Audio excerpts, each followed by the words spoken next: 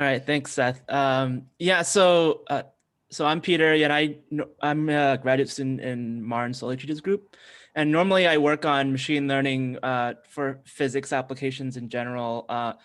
And condensed matter theory is one of those topics I've always been interested in, and I guess our group is in the condensed matter theory section of physics. So one thing I've been looking into is seeing if machine learning can be useful for condensed matter theory. And there's quite a lot of different directions. So I'm going to try to give a bit of a high level tour of a lot of topics. So hopefully it won't be too confusing, but yeah, definitely stop me if you have questions. I'm going to try to, so in general, let's see.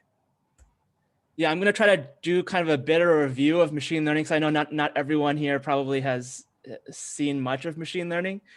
Um, and then I'll be talking about a couple different topics that I found interesting. This is definitely no way kind of covers everything that people have tried. It's just things that I've been aware of, kind of keeping up with the literature. So yeah, and definitely like there's probably plenty of other interesting ways to use it. It's just one of those new computational methods that has been developed, and now people are looking for ways where it's useful. So yeah, just first of all, there's in general, machine learning is kind of this broader category of methods that that actually go back, have a very long history, and a lot of classical machine learning techniques, which I'll also be talking about, are actually useful and probably could have been used maybe in the past, even before this, the most recent like kind of revolution in deep learning. It's just that people were maybe less aware of them, and now people are kind of rediscovering them and finding that they can find even classical machine learning methods useful in for applications in condensed matter theory. And then deep learning, I guess, is kind of the new hot topic. It's also probably the least well understood, but probably the most empirical part of machine learning, where people these days are taking things like neural networks and putting them in all sorts of combinations, and they're developing kind of like an empirical understanding of how to use them, but the theory there is really still lacking. But there already can be useful things.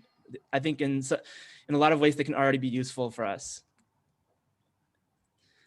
So just very briefly, if you haven't seen pictures like this before, in the past several years, there's been generally a revolution in deep learning, and there's a lot of new things that people have been able to do, and especially in the areas of like, in this case, is computer vision. You've probably seen these kind of pictures where you can have one of these models segment out an image and determine what these different objects are, and probably useful for things like self-driving cars. And there's also this other side where people have been building these generative models, which are models that kind of try to capture the probability distribution of your data. And in this case, if you give it data with lots of images, then it'll try to capture the distribution of the image and then sample from it. And in this case, it can produce really high quality samples. So this is kind of the examples of kind of what the state of the art looks like, and how good we've gotten at doing this kind of task. Another, I think, really interesting. Yeah. Excuse me. I didn't see the image on your slide. Are you sharing? What? I'm still looking at the overview page. Oh, is it not working? Hold on. Hold on a sec. So what do you guys see right now? I also am seeing the overview page. I see the title slide. Oh, that's kind of a weird. Hold on. Let me see if I can. I think I've had this issue before. Let me exit out and try resharing this.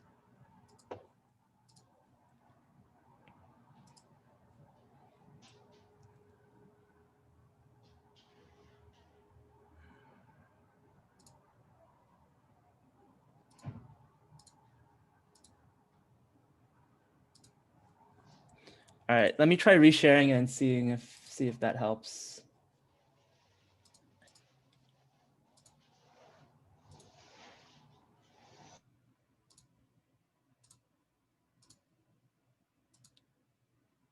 Can you see this now? Yeah, I do now. Okay, good. Yeah, so this is just some pictures of the most recent advances in computer vision. Like I was describing before, on this side, you have these image segmentation tasks where you pick out objects and you can label them. And this side, you're generating high quality images of from some given some natural image data set. It's able to kind of capture this distribution of images. So the next thing I want to talk about is natural language processing, which is another area where there's been a lot of advance in machine learning, and you've probably kind of personally experienced this if you've ever realized that Google Translate is like 20 times better than it was maybe like 10 years ago. And you can see that one of the things that has driven that is the ability to model the distribution of sentences and words and languages and even articles. In this case, it's actually fun because you can give one of these models a kind of ridiculous sounding prompt. For example, in a shocking finding, scientists discover a herd of unicorns living in a remote, previously unexplored valley in the Andes Mountains. Even more surprising to the researchers was that the fact that the unicorns spoke perfect English. So you give it this kind of ridiculous prompt and it can write an entire article based on this prompt that's very coherent. Actually, it cites an expert and then it keeps reusing his name and saying, and then he describes things that, you know, sound like it came out of some science fiction novel or something. And so this kind of ability has been getting better and better over the last few years, and I guess one of the new kind of the state-of-the-art things that people have been doing, this is just for fun a bit, is that you can actually take text now and generate images from text. So you can combine these two. And in this case, for example, you can tell it to draw images of a snail made of a harp, and you get all these weird looking images, but like vaguely kind of fulfills this prompt. So it's one of those things where it's gotten to the point where I think it's already starting to capture these kind of more abstract concepts, and I think that's really interesting. And obviously, I think a couple of years ago, you probably saw that I think playing games has been like part of artificial intelligence for a long time, right? And recently, for example, the game of Go was one of these games that would be very difficult if you use classical AI methods. And kind of the deep learning revolution helped basically produce this kind of result where now the best Go player is a machine learning model. And probably more relevant for scientists is recently there was an advance. So these are both from DeepMind. Recently, there was an advance in protein structure prediction, which is this kind of complicated problem where you have some you're given some amino acid sequence, and then you're supposed to predict what is the shape of this complicated folded protein. And it turns out that you can build a machine learning model that does way better than any other. For example, I mean, in the past, people have done things like try to actually physically simulate this kind of thing. And it turns out the best way is to just directly fit it using a machine learning model. And that's gotten basically close.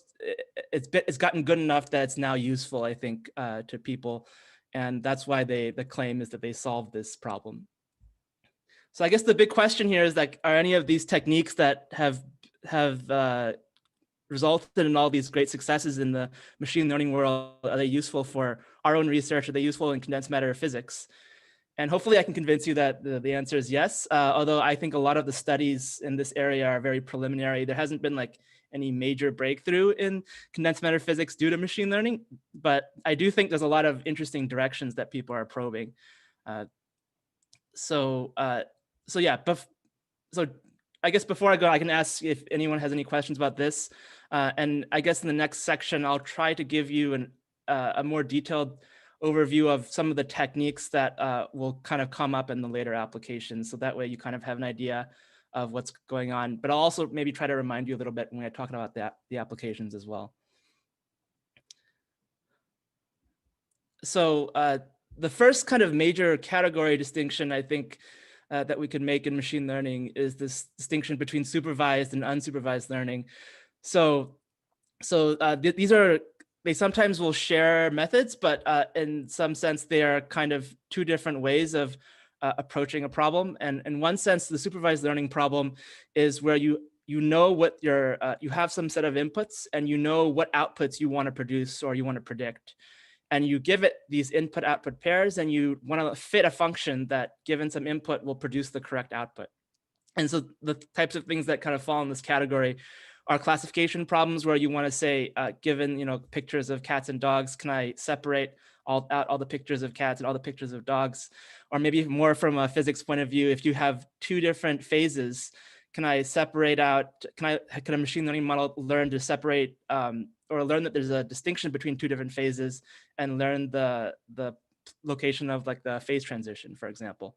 And there's also lots of regression tasks that are available in physics where your goal is to just predict some particular quantity given your data. And on the other side, there's unsupervised learning, which is essentially this idea of taking just your raw data. You don't have any labels on them. You're just trying to figure out, is there some sort of interesting structure, or is there some structure I'm looking for? And I can use machine learning to identify that structure. So one situation I think I've already talked about is when you're doing generative modeling, where the goal is really just to capture the probability distribution of the data and then sample from it so you can produce high quality samples from that are in the same distribution that your data came from. And the other side, there's also, so in this example here, actually, it's showing an example of the second thing, which is clustering. So given some data, a bunch of points, and you're looking to say, are there ways to group these points that are reasonable and will give me more information about, give me some understanding about the relationships between these. And so, for example, you could potentially say, oh, there's maybe about 3 groups here, and I can group them by color, for example. And this is kind of what clustering does. And manifold learning is another one of these things where you're looking to fit the manifold that your data sits on and trying to learn that manifold. So all of these techniques kind of fall under the umbrella of unsupervised learning, where your goal is to kind of just given your data set, try to uncover some underlying structure there. And yeah, so the first few methods that I want to talk about are these classical shallow machine learning methods.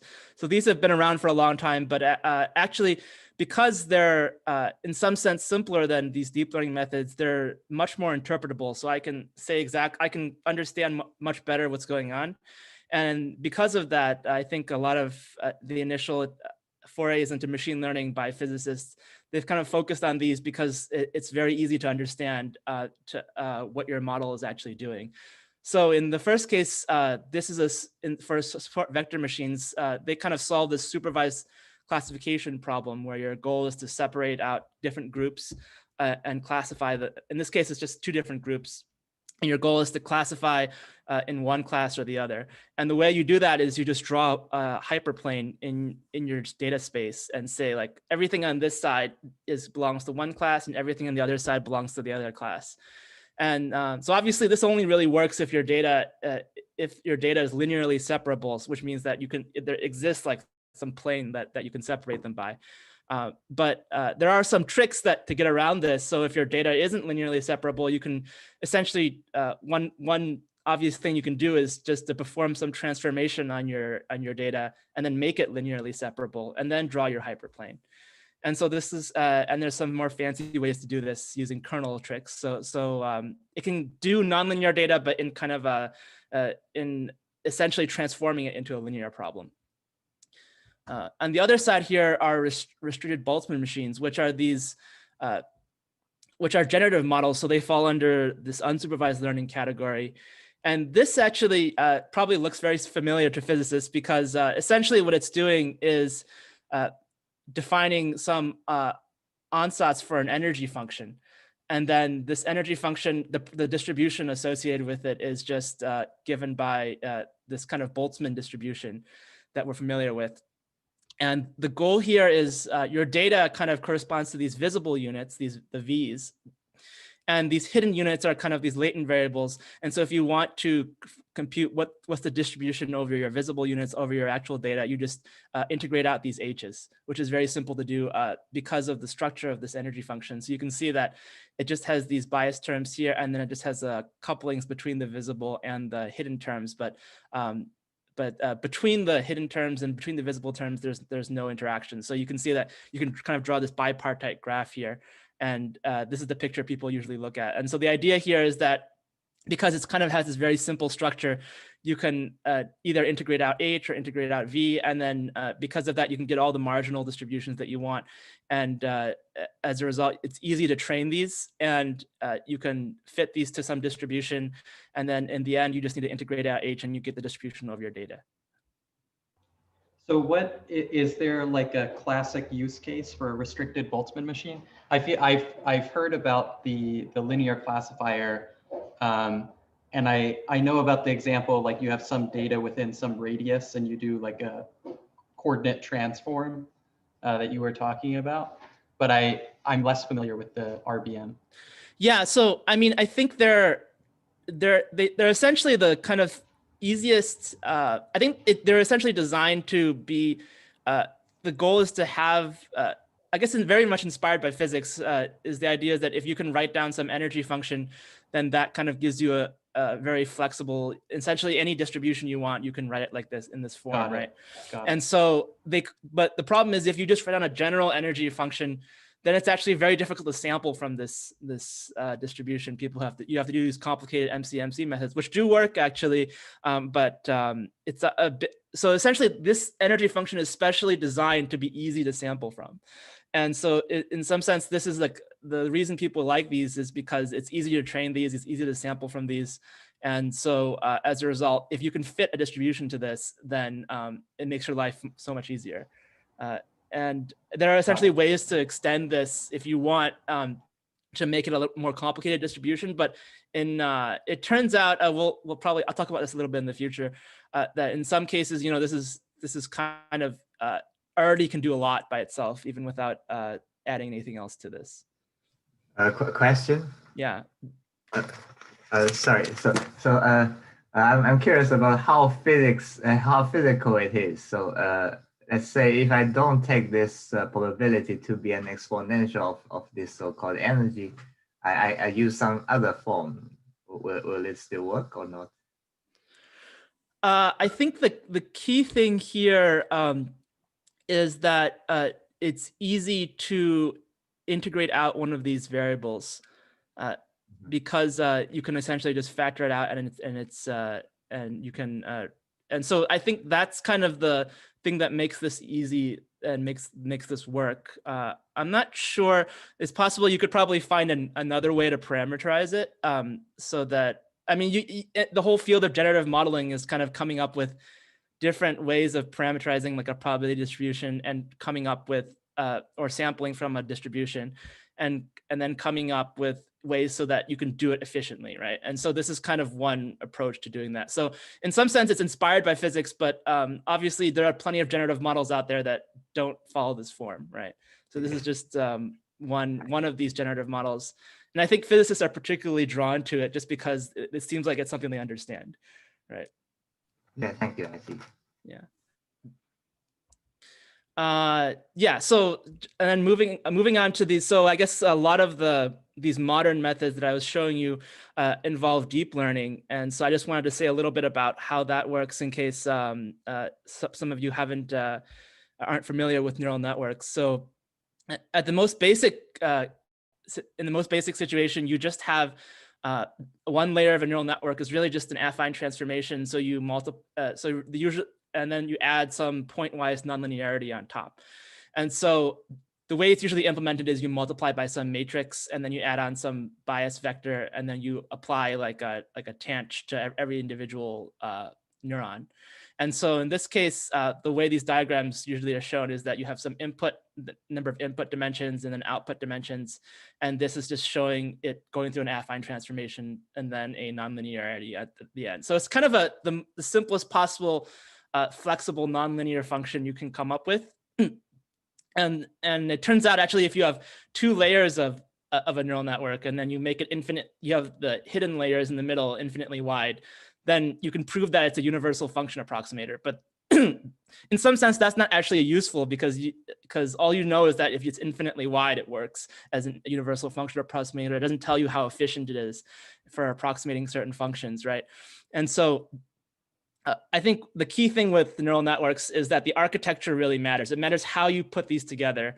And two kind of innovations that I just want to mention here is for these image recognition problems, one of the things that people realized early on is that if you just use a general huge matrix here for your then it doesn't work very well, because it's not really respecting this translation symmetry that images have. And so what you do is, instead of just doing a general matrix multiplication, you apply convolution instead. And so convolution is kind of like a very small subset of some general matrix transformation that you can make. And it's a transformation that respects this translation symmetry for images. And so they realized that I'll just replace all my layers. Instead of having this dense, or the people call like a dense or a linear layer, they'll replace this with a convolution instead. And then you can just stack all these convolutional layers together. And this is just one of the architectures, for example, that people have used, that people are using right now for these image recognition problems.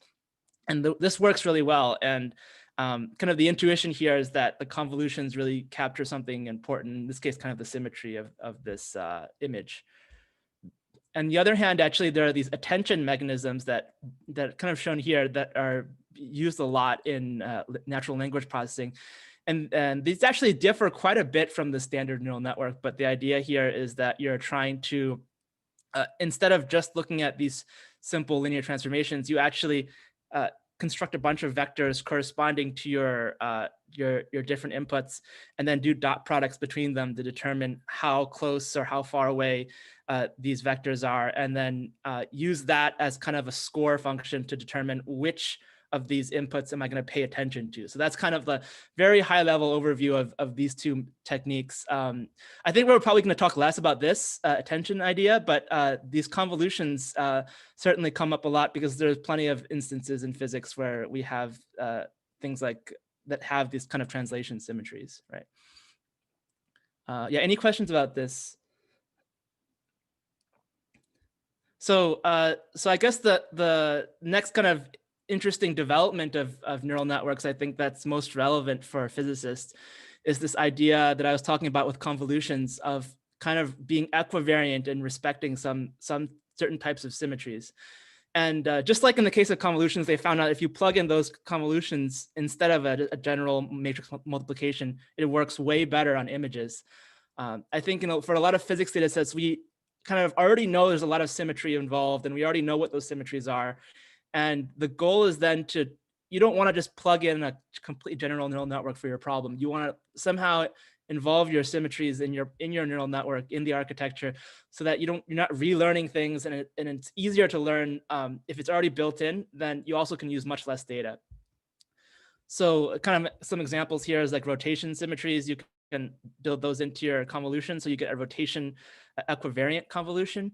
And another one, these are kind of more recent work, where you have, in this case, the idea is to have some data that's like a point cloud, like maybe the positions of a bunch of atoms, and then your goal is to learn some function on these atoms, some properties of this material, for example. And then when you're actually constructing your model, what you want it to be is invariant to translations and also SO3 rotations, right?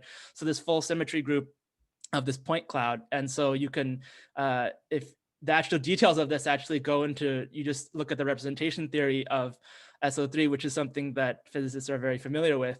And so people, I feel like in machine learning, have kind of somewhat rediscovered this idea that if you use representation theory and you know the symmetries, then you can do a lot with that, right? And so they've built these networks that essentially, a lot of them are for physics problems, but you can imagine it can be useful outside of physics as well, where you're using the representation theory of your symmetry group, and then enforcing that your network has to only, that you basically enforcing that your network transforms properly under these symmetries.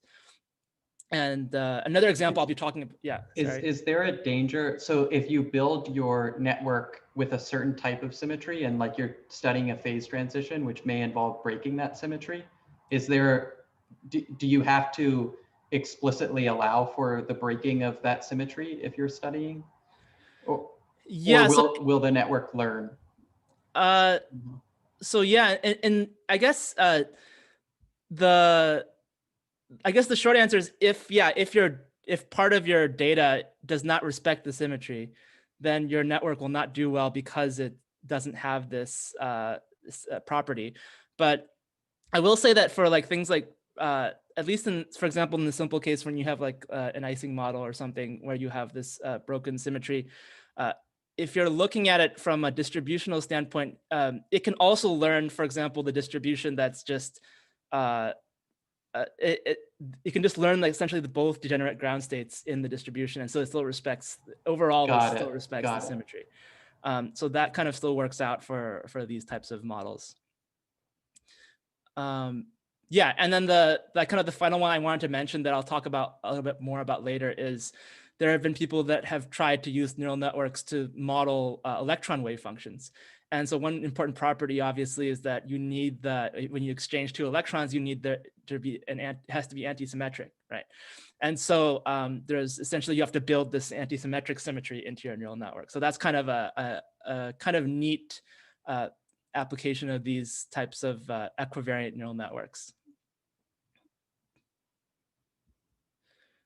Okay, so and then the final thing before we get into this, the applications is I want to just talk a little bit about deep generative models. So this is a lot of different models up here that I put up, but I just want to mention them. And then if we talk about them later, I'll probably go over it a bit more because if you haven't seen this, it seems like a lot of complicated pieces.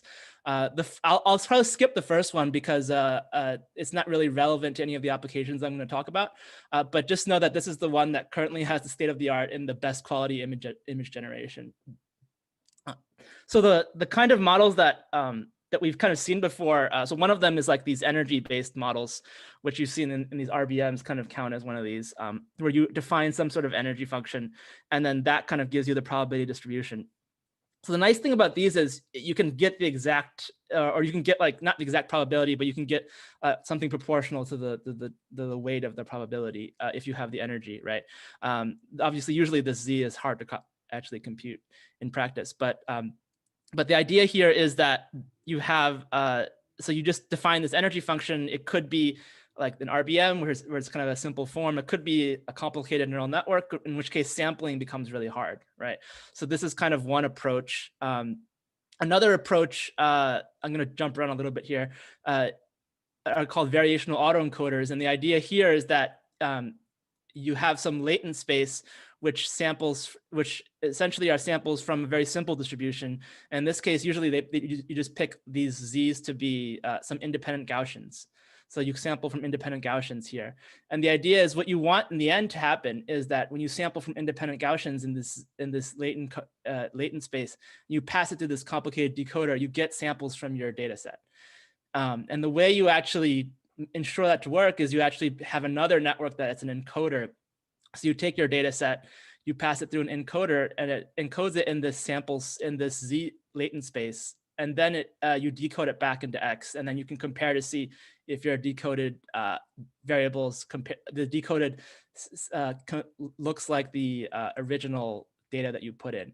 And so that's kind of how you would train something like this. And in the end, the idea is once you train this, you have now this side of the system is now a very efficient sampler of your distribution. So you can just sample random Gaussian noise essentially here, and then you get out samples from your distribution here. And the kind of nice thing here is that actually, if you, in this autoencoder idea is that you're taking this original space and you're squeezing it down to a lower dimensional space.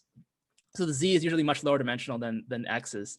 And here the idea is that you're kind of hopefully capturing important generative factors that are independent and in this case, hopefully maybe even interpretable. So that's kind of the hope here.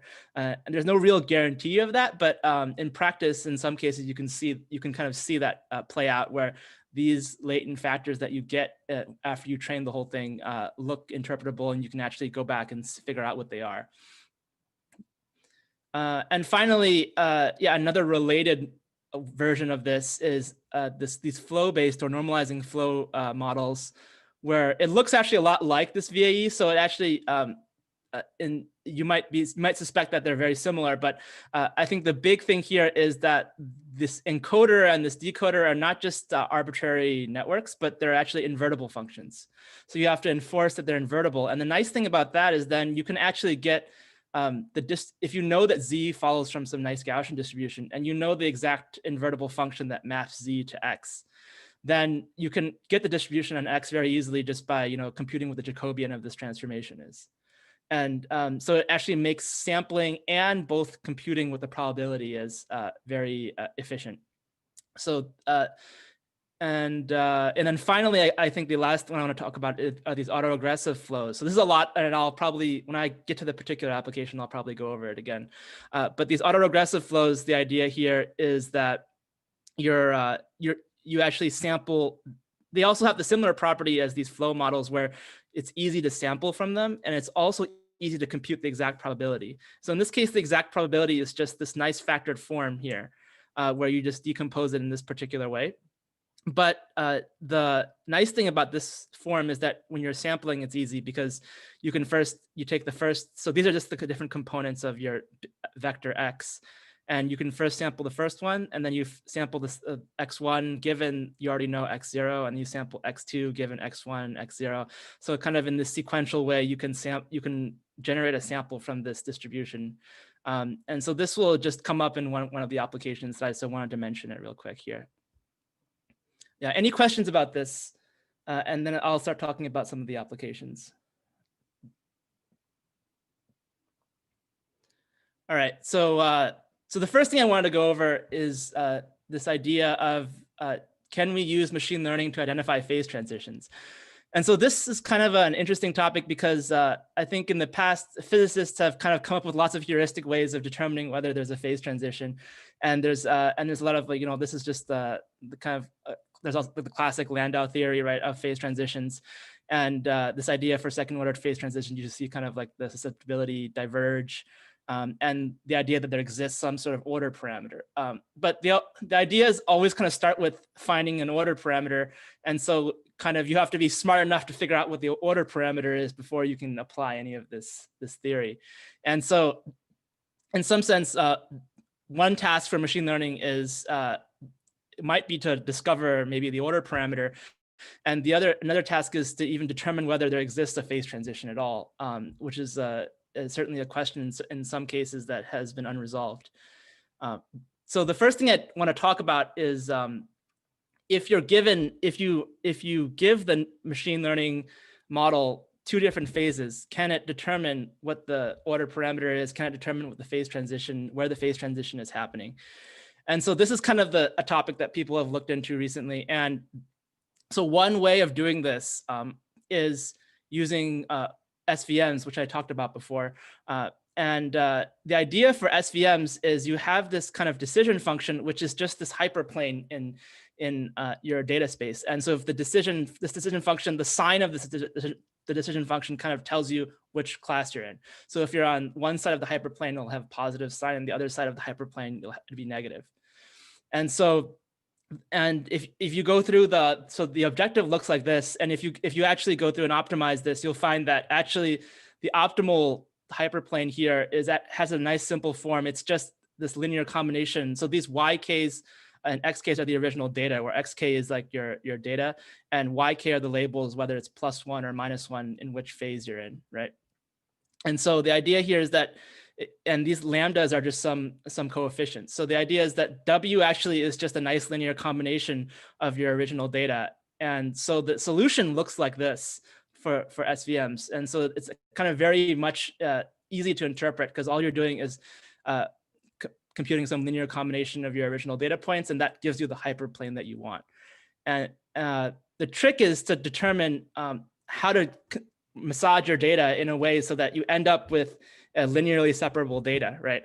And so the way that people generally do this is what you do is you want to, so one way to do it is to say, I'll transform my data first and then perform this dot product here, right? But on another way to do it is to, instead of trying to define some complicated transform, you can just define a kernel function that represents this inner product. And if you define this kernel function, it's kind of equivalent to defining the individual some transformation on X. And so kind of the whole thing with SVMs is it comes down to how you pick this kernel function, or how do you pick this feature so that you get a nice space to classify your system.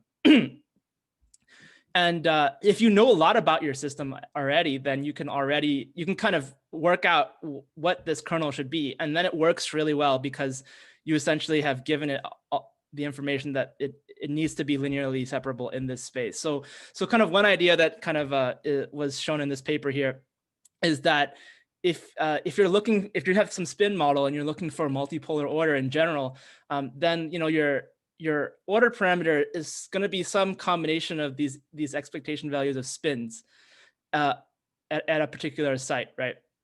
And so if you know that ahead of time, what you can do is just give it a bunch of different, basically all possible monomial features, right, of these expectations of spins.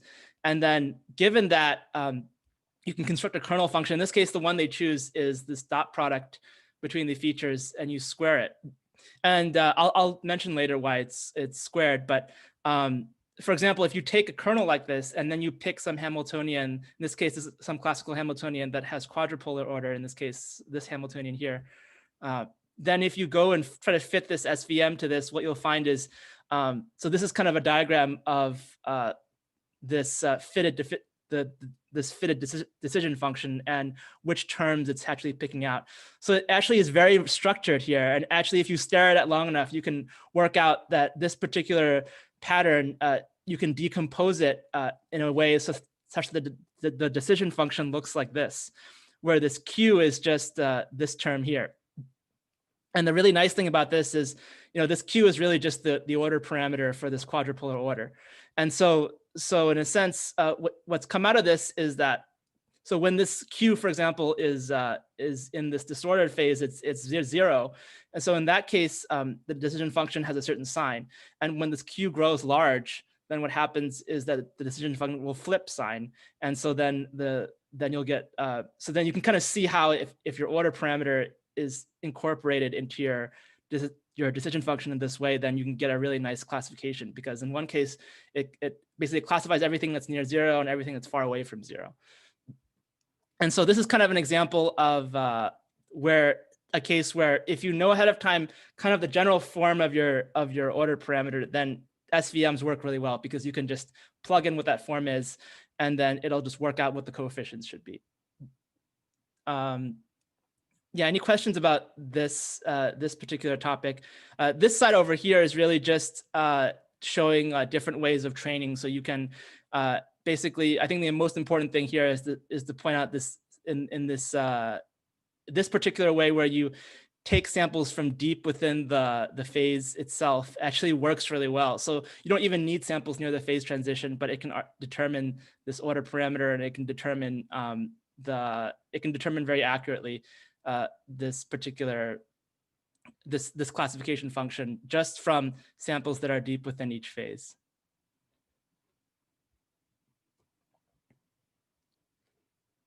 Okay, so I guess so moving on from that, another way you could possibly do this, right, is to consider fitting, instead of using an SVM, you can use a neural network, for example. And so this is another example where they tried this. In this case, this is a quantum Hamiltonian, and they're just taking, I think so what they're doing is they're giving it Monte Carlo samples from this Hamiltonian, and the neural network is essentially trained to predict whether it's in a particular phase or whether it's in another phase. And so you can make plots like this where it shows that at a certain point, the prediction switches from one phase to the other phase. And in particular, I think the interesting thing here is that they actually train this model. So you know that there's just two parameters here. There's this kappa and there's g. And they train the model at kappa equals 0. And so what you kind of see is that it'll predict that below 1, it's in one phase in this disordered phase, and above 1, it's in another phase. And so in some sense, it's been trained at kappa equals 0. But what they're showing here is, given that it's already trained here, if you give it samples from kappa equals 0.1, it actually predicts really well. It actually shows, it gets the phase transition point really accurately.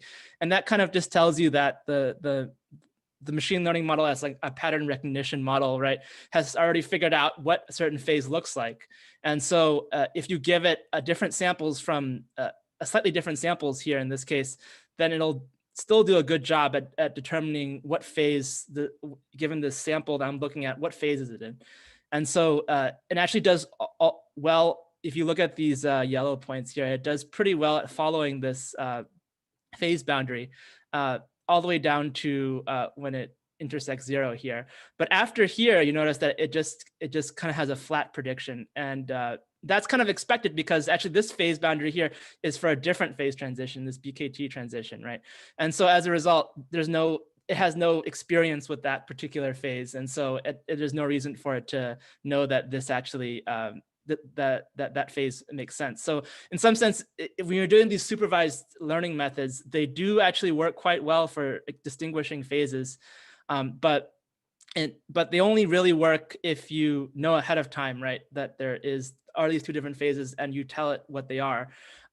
There are actually a couple different methods that kind of go about, can we do this in a more unsupervised way where we don't tell it that there are two phases and see if it can figure out. And some of those methods do kind of work on this, but probably are not super general.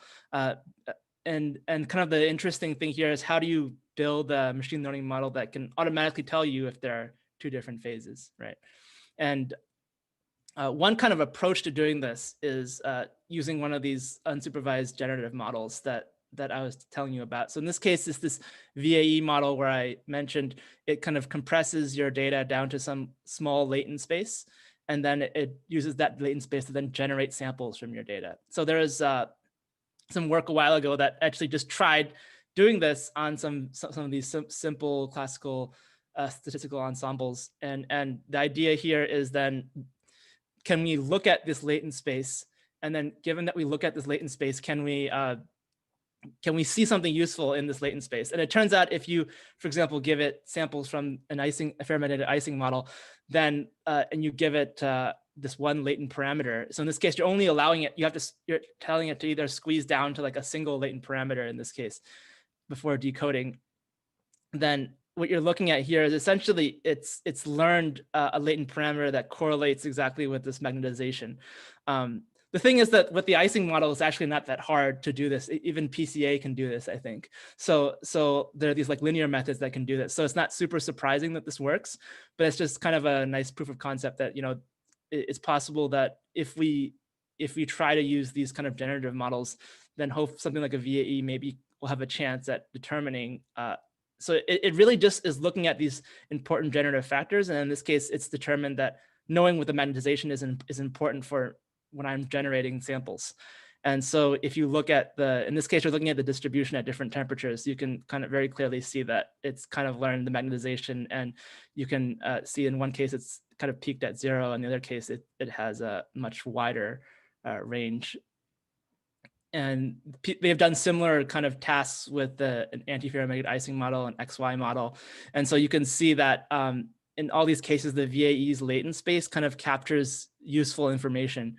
And so the hope is that maybe if we look more carefully at Z, then we can identify phase transitions, or we can at least identify what are like the important factors in generating these samples. So I think all this work is, so I will say so as far as this identifying phase transitions thing, I think the SVMs are certainly, I think, the most successful in the sense that if you already have, in a lot of cases, when you're dealing with the system, you already have a reasonable idea of what an order parameter should be. Then if you're just trying to find out what that is and fit it, then SVMs work really well because you can just write down, you know, all the possible terms that could be the order parameter, and I'll figure out what that order parameter is. But in these other cases, I think it's less obvious that this kind of method will work in general. But it's definitely, I think, if you can, I think the key here is structuring your network so that that what you're getting out of it is something that you kind of interpret. And I think I'll talk a little bit more about this later in a different context, but I do think that a lot of the architecture design that goes into these networks is going to be really important if you want to have to hope that eventually that you can get useful interpretable information out of this. Yeah, so any questions about this phase transition identification? I'll probably, I think, yeah, so I'll be probably moving on to a different topic after this.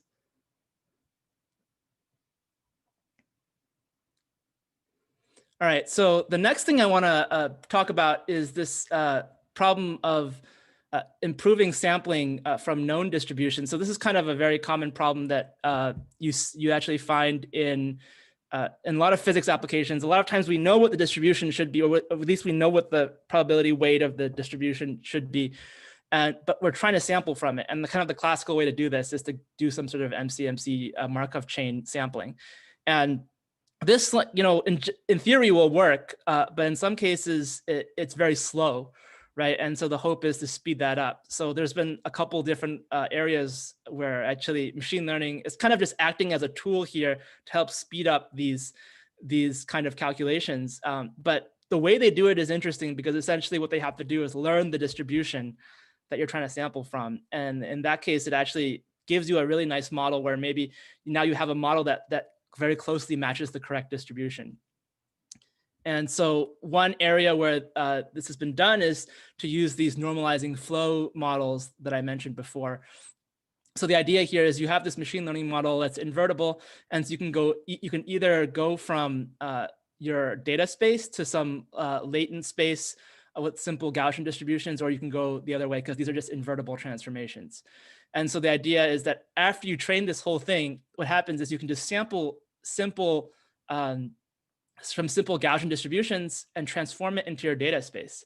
Now this will just be the learned distribution from the model. But in a lot of cases, that's really not good enough, because if the distribution that you learn has some bias or is slightly different from your true distribution, then that messes up your calculations. So there's actually a nice trick that you can do is once you have good samples, reasonably good samples, you can then just reweight them based on, because remember, this is in the case where you already know what maybe you already know what the energy should be, or you already know what the probability distribution, what the probability weight should be. And so given that you already know the energy, so in a lot of cases, for example, in physical systems, we can easily compute the energy, but the distribution is really hard, right? And so if you generate a model that at least closely fits the distribution, then all you have to do is rewrite the samples and you get a unbiased estimate of your distribution, unbiased, and then you can compute unbiased estimates of expectation values, for example, from your distribution that you're looking for. So this is kind of a very powerful method where it'll speed up this whole sampling process by a lot. And let me see. Yeah, so this is kind of just a simple example where they just took, in this case, there's these two particles here that are supposed to act like a dimer, and they just have, there's some like force in between them, and there's some free energy surface corresponding to this dimer, but there's a bunch of these solvent molecules around that kind of that change the shape of the surface, right? And so this could be a very complicated distribution. And so the idea here is just to show that if you use this sampling method and learn the distribution here, what you're getting is what you can do is so this black distribution is the true distribution from the MD calculations, and this blue distribution here is the distribution learned by the model. And you can see, so it doesn't match exactly here, but what's going on is even if it doesn't match exactly, what you do is then you take samples from it and you can just reweight them based on what the true distribution is.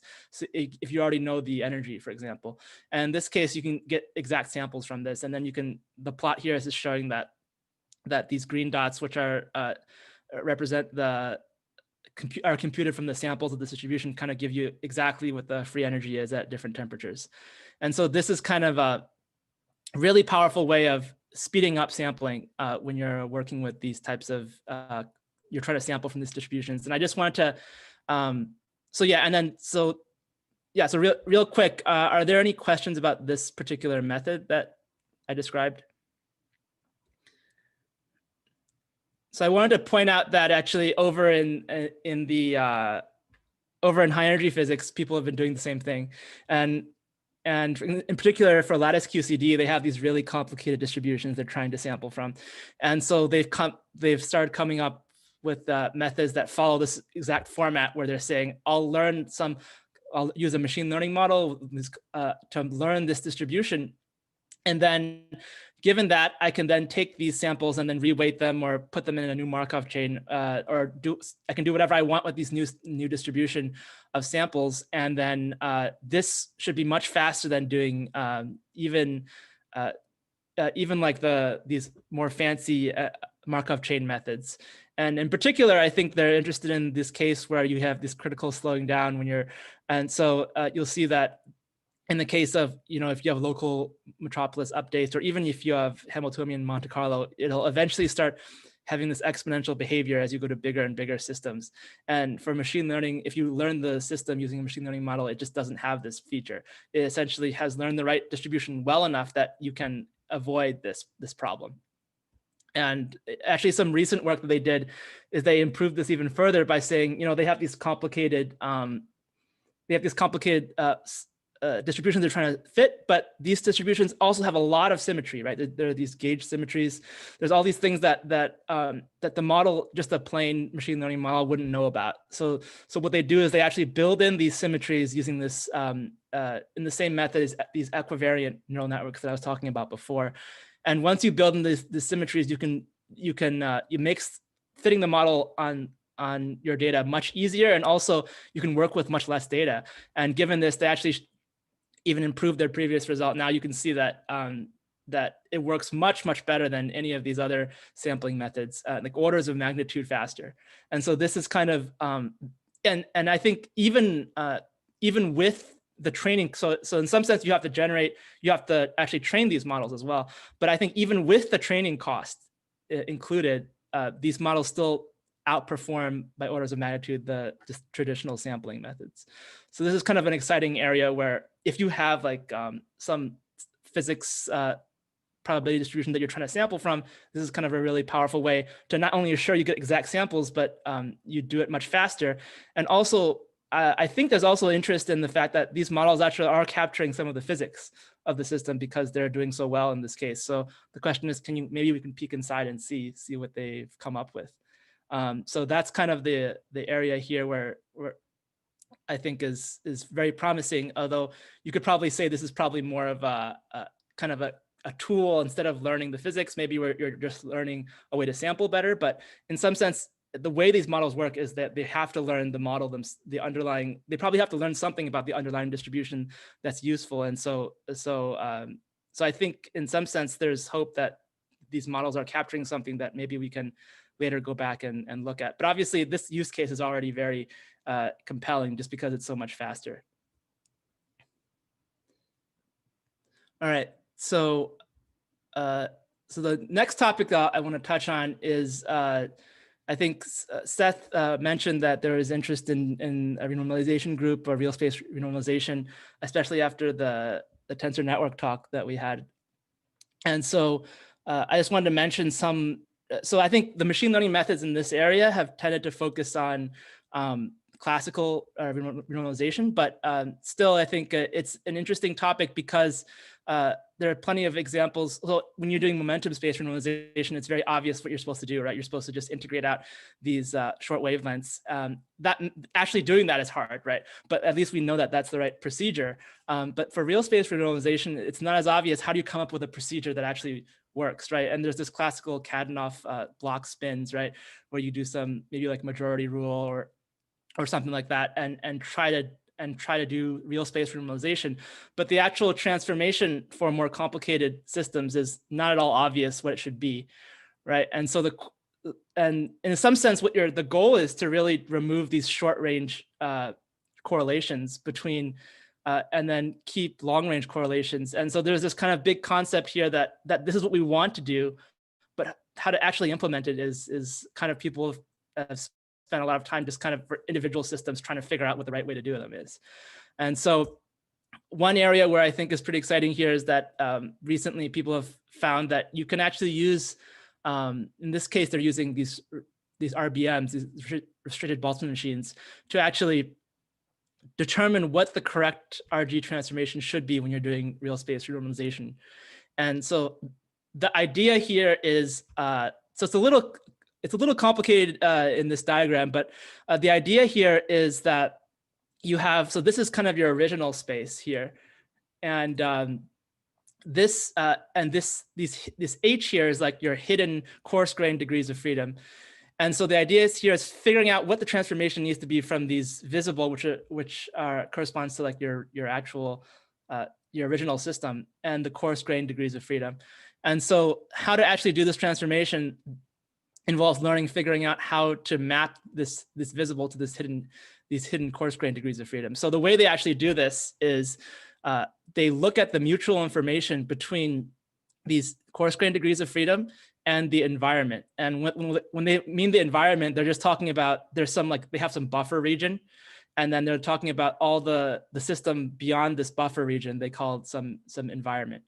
And the idea here is if I can maximize the mutual information between these and the environment, and essentially ignore these, ignore the information for these local correlations, then I can come up with a good renormalization transformation. And so the way they do it is they basically fit all these distributions using these RBMs, and then because they have this fitted approximate distributions, they can then go and compute this mutual information. Because in general, mutual information is really hard to compute, but if you have like kind of simple distribution, you have these simple fitted distributions there, then you can actually compute an approximation to this mutual information. And so they tried this on a couple different examples. I'll just show the simplest one here, where they actually took, in this case, the 2D icing model, and they found that if you do this, it actually reproduces this majority rule kind of.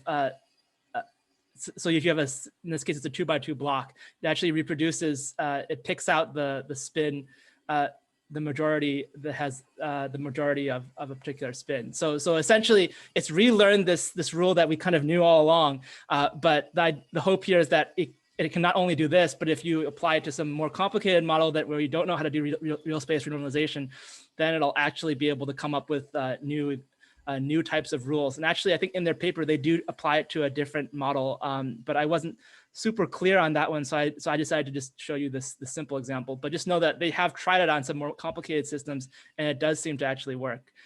So I thought this was pretty interesting in kind of having the machine learning model come up with the rules instead of having people kind of by hand try to guess what's a good renormalization transformation. And also kind of a direct, so in this case, a direct comparison with, hold on a second. Let me,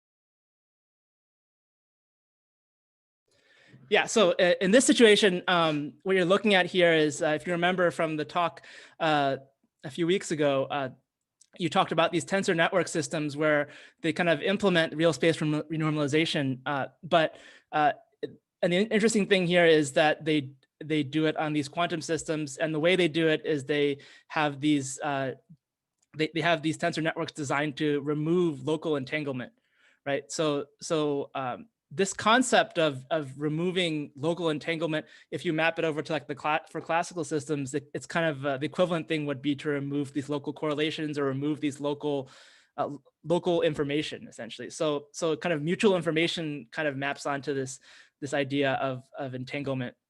And so in this case, what was happened here is they were kind of inspired by this mirror architecture.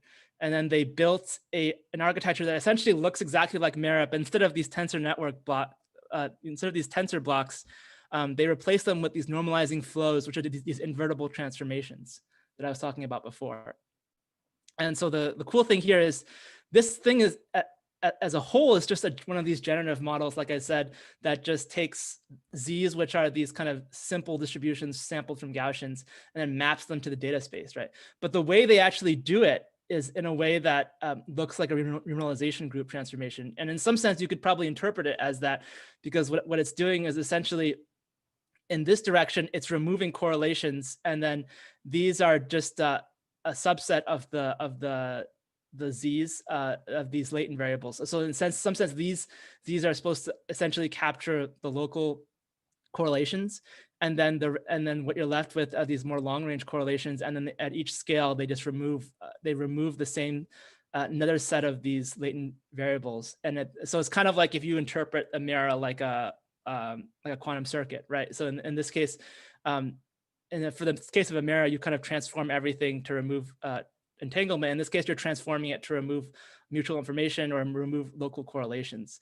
And so when you actually do this, you can actually take this and see how well does this work on as a generative model. And so if you go and fit it just like something like a 2D icing model, and you can see that if you're a simple test here is just to say, if you sample from the latent space, how efficient is my Monte Carlo sampling from the latent space compared to the physical space? So if I sample from the latent space, which should be essentially independently distributed, then I get very fast convergence right here. So again, it's one of these cases where I've learned a model that is a generative model that allows me to sample really efficiently from my data set. But on top of that, I think the interesting thing here is actually really is learning something like a renormalization transformation at each step. And so maybe there's some a question here of whether or not we can actually look inside and work and use the transformations it's learned to actually say something about the system. So I think that's also, I think, ongoing work in this area. But it's really interesting that this is kind of inspired by the whole tensor network renormalization, and people have kind of ported it over to these classical statistical systems. But in this case, they're building it out using these neural network architectures. Yeah, any questions about this? All right, so the final thing that I want to talk about is variational quantum Monte Carlo, which is another one of these examples where it's by itself it's a problem that is very difficult, and it's essentially trying to solve for the ground state of some quantum system. And the method has been around for a long time, but the simple idea is that you just pick a variational wave function and then try to minimize this this expectation value of energy, right? And so usually because you can't actually compute this exactly, so you do a transformation where you just refactor basically you just manipulate this expression into a form that looks more like you're sampling from a probability distribution. And so in that case, what you're doing is so computing these, which are called local energies. And then the nice thing is the rest of this expression looks like it's just sampling from a distribution. And in fact, you can actually approximate it by just taking samples from this distribution of given by this wave function, and then computing this local energy. And as a result, this gives you a nice estimate of what this expectation value of energy should be. So the idea here is to use probability with a variational wave function to try to compute, and then you can basically optimize this objective. So you can compute with the wave function and optimize the variational wave function. So traditionally, people have come up with lots of physics-inspired ways of parameterizing these wave functions, but I think recently there's some interesting work here where people have essentially taken a lot of different pieces from machine learning and tried to plug it in. And because essentially you can put whatever you want into this variational wave function, but you have to be able to figure out a way to optimize it efficiently. And so one way to do this is people have taken restricted Boltzmann machines. And in this case, you have this kind of form that you're familiar with, but they've kind of now, instead of saying it's a probability distribution, now you say that this is now just with my an ansatz for the wave function. And in that case, and they've actually found this is surprisingly effective. And there's been a lot of follow-up papers in terms of theory as to like maybe why this is the case, right? But actually, if you see, so this alpha here is just how many hidden units you have per visible unit. And so, for example, if you just have maybe 4 hidden units, for example, in a 1D antiferromagnetic Heisenberg chain with 80 spins, then you can already get really high accuracy that you would probably need a bond dimension of 160 for DMRG to match. So this is kind of really impressive because it seems like it's outperforming these like DMRG, which is already a very efficient method for these types of calculations.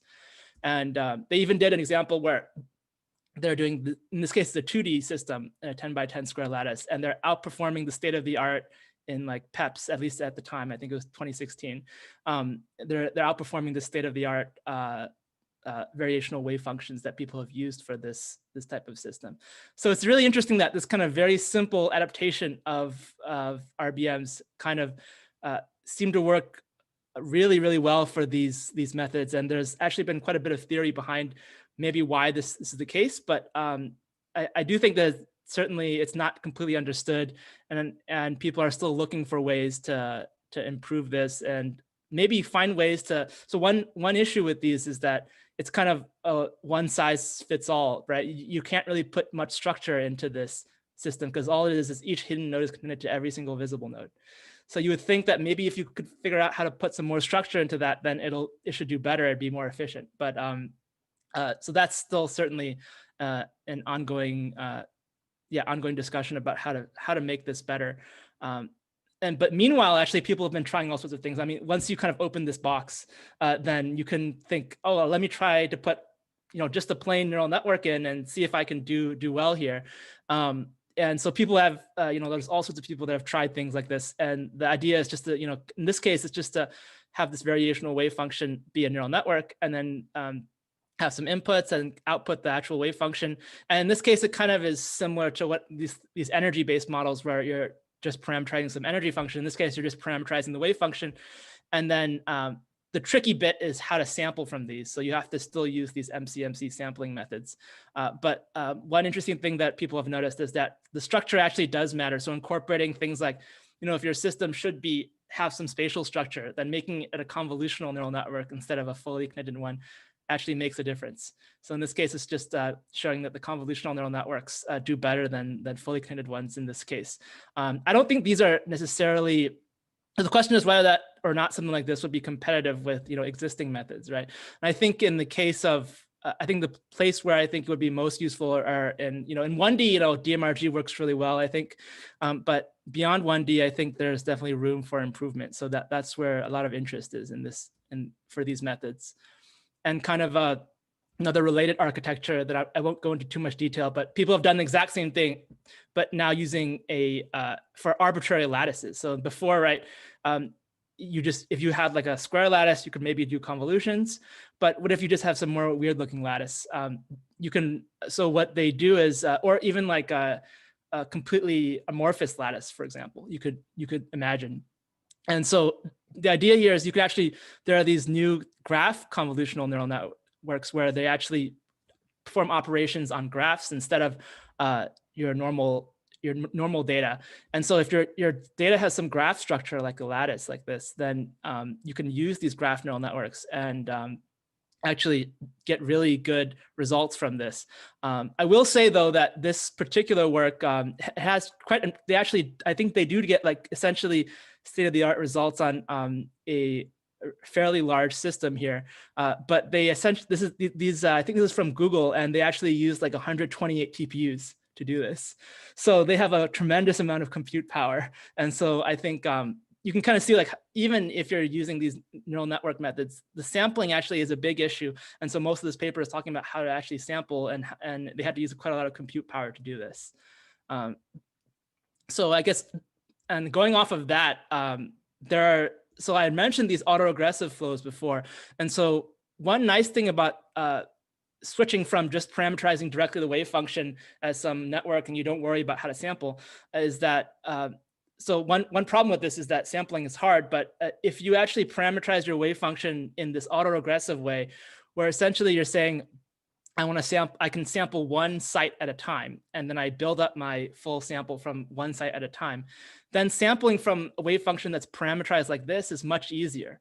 And so if you can build your model so that the wave function has this form, then turns out you can exactly sample from it directly. And so this is just kind of a simple example, but the neat thing here is that you can see that if you're trying to do MC sampling from this, you really have trouble capturing. So in this icing model in the ordered phase, right, has these two very different basically it has like, you have two different degenerate ground states that are distinct from each other and far away.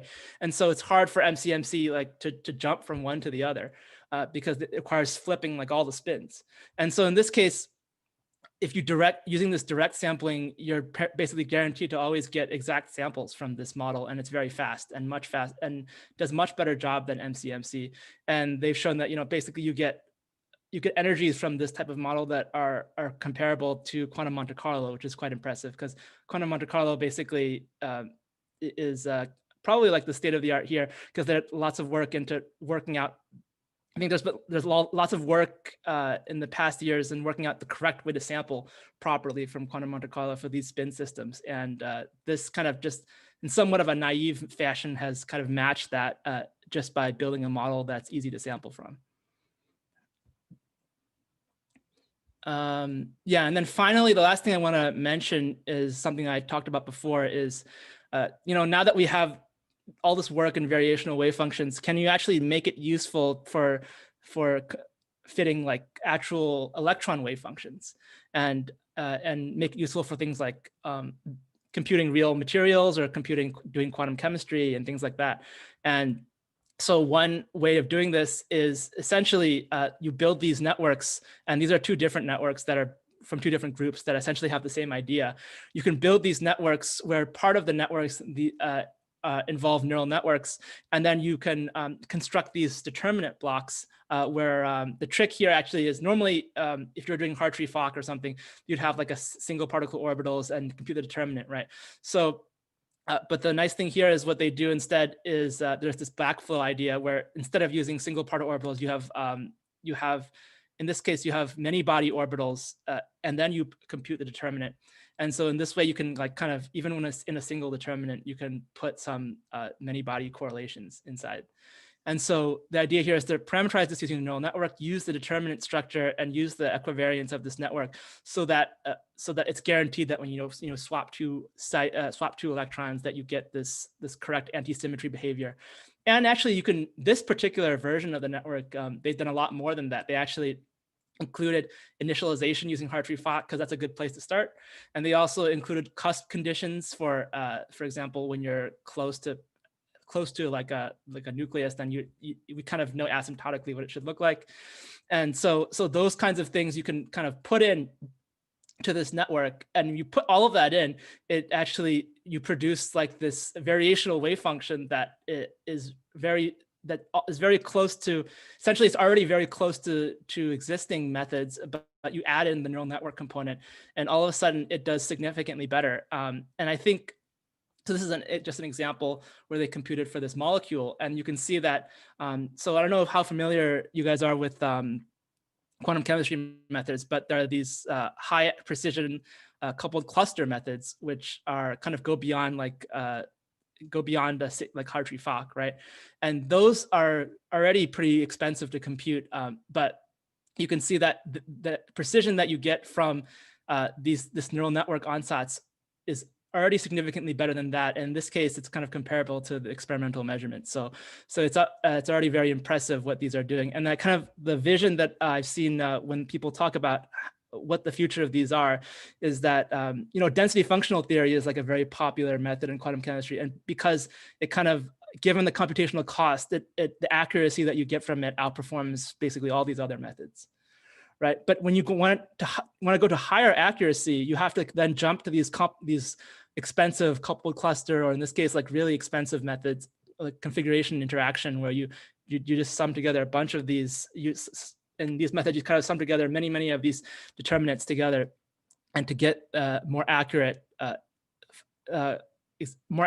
many-body wave function. And so the hope here is that essentially this will be something like DFT, where it kind of outperforms significantly in accuracy, but has like a reduced computational cost compared to these really complex methods. It's still going to be more expensive than DFT, but in some sense, it gives you a bigger benefit in terms of accuracy. Yeah, so finally, I guess just to conclude, yeah, I went a bit over here, but I think there are many exciting applications for ML and condensed matter theory. And I think the kind of things that people have learned so far is that, a lot of times in physics, we already know a lot about our systems. And if that's the case, in many cases, these classical machine learning methods work really well, because if you already know, for example, what the form of the order parameter should be, then it's pretty easy to plug it into one of these simple machine learning methods and get what you want. And this is true for many other of these classical machine learning methods, where if you know a lot about your system, you know what the correct features are, then going this route works really well. Deep learning kind of is this new computational tool that is a lot more flexible, but trying to figure out how to interpret it, trying to figure out how to incorporate, how to make it so that it's useful and understandable and to you, I think is the difficult part. And I think is probably why physicists are wary of using it, because it seems like it's kind of a black box. You don't know what's going on. But I think I've shown you a couple examples where essentially you can make small adjustments to it and get exact results, or get results that are reasonable. Or if you just put it into a variational method, you don't really care necessarily. You just care that you get a lower energy, right? And so in this case, but even in that case, I think the important thing about that will not only improve the accuracy of these methods, but also maybe help you understand what's going on inside, is that you want to include your domain knowledge, include things like symmetries, include things like these like cusp conditions and other things that you saw in the previous slide, where you put a lot of what you already know into the model, and then the rest of it is handled by these deep learning methods. But it makes it so that you kind of you fully understand what part of your model is being described by these deep learning methods, and makes it much easier to fit when it comes to physics applications. And I guess the final note here is that there's actually some also work going the other way, which is ML is this kind of field, and especially deep learning is kind of poorly understood in many cases. And there has been interesting work here where saying, can physics be useful for deep learning? There's actually some connections between, these deep learning models are highly non-convex. So there's some connections between this and maybe like spin glasses, for example, where you have this energy landscape that's very non-convex. Actually, tensor networks have slowly worked their way into machine learning. So there are people actually using tensor networks for non-physics applications now, which is kind of neat. And also there also has some work actually thinking about, can you actually accelerate machine learning if you had quantum computers? So those are all kind of like, obviously it's in a stage where it's very unclear, but I think there's definitely a lot of people have kind of looked in all these areas to see if physics can be useful for machine learning applications as well. That last point gets exactly, I was going to ask that question because Chongmin and I were talking before your talk. I think maybe 2 years ago, I read like some article in Quanta magazine, and it was like, oh, can we think of convolutional neural nets as a kind of renormalization? So I was thinking in that other direction. But yeah, you spoke to that with your spin glass comment. Yeah, I guess people have always kind of like looked at convolutional neural networks and said they look a lot like they're doing renormalization. I think it's not super obvious to me. I think that's exactly what it's doing, but in like I guess in a moral sense that's kind of because the idea is that as you go deeper into these networks, the idea is you get more abstract. But I'm not sure if that course for RG, I guess the idea is that you get more coarse grained. And essentially it is something like that, but I think it's not clear that, that's exactly what's happening. But in a similar sense, I think, but I think, but I don't think, I do think like things like this kind of mirror inspired architecture really do, in this case, implement an RG procedure. But yeah, convolutions themselves, it's a little bit harder to say, yeah.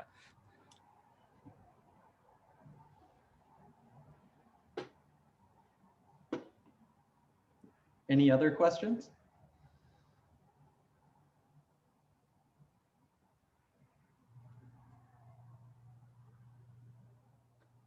Cool. If not, thank you, Peter, for this talk.